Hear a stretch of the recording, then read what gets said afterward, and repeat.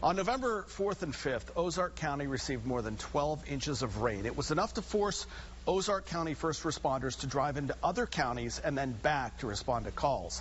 911 would take calls from all over the county, but on November 5th, they started getting calls about a man named James Hagewood who was missing. Chris Bryant has the story of how friends and neighbors came together to search. Low water crossings are a part of life for those that live in Ozark County along County Road 902. Take this one, for example, behind me. This is a driveway where there's a low water crossing, and that belongs to James Hagewood. Now, James has probably driven this safely hundreds, if not thousands of times in the entire time he's lived here. However, on the evening of November the 4th, that all changed. For nearly 12 hours, no one knew James Hagewood was missing. They're trying to get out there right now in a truck and a four-wheel drive to see if he's okay, because we haven't made contact with him all day or all night last night since like 9:30, I think, was the last time we seen him.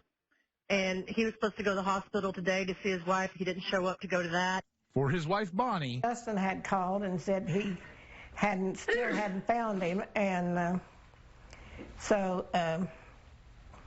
he went on up to the house and said there wasn't nobody there. We went and searched the creek because we thought he went off on a slab up above.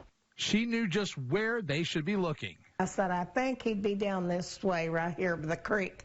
I said, it really rose fast. That this man had been missing since 8 o'clock, 9 o'clock the night before, that he hadn't been seen, and that was the time that we took drastic measures to find this individual. Ozark County Sheriff Cass Martin knows in situations where someone is missing, minutes matter. Within 30, 45 minutes to an hour, hey, the chances of a rescue is high. But after that time starts dwindling down to a recovery. And when you put in, hey, this person's been in the water for, at that point, it was 18, 19 hours. Well, we were pretty much, well, this is a recovery. This is bad.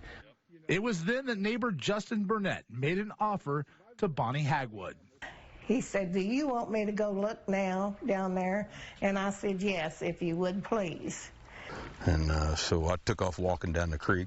Justin Burnett left Hagewood's property, making his way down the creek bed. It was along this area he saw Hagewood's truck. Got up and within yelling distance, and I hollered for him and said, hey, Jim. And he said, hey, come get me.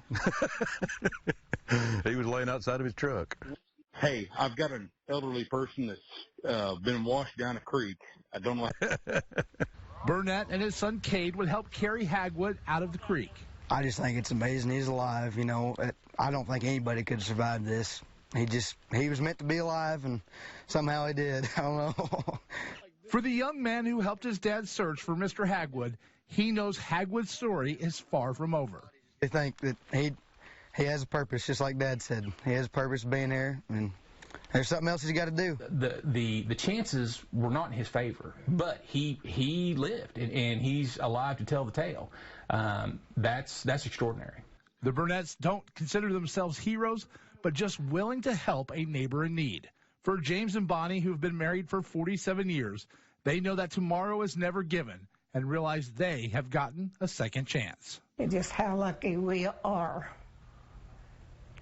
You never know when something like it's going to happen, and you think of things that you should have done better, but we're just thankful that we're here today. James Hagewood is currently in a long-term care facility in Mountain Home, Arkansas.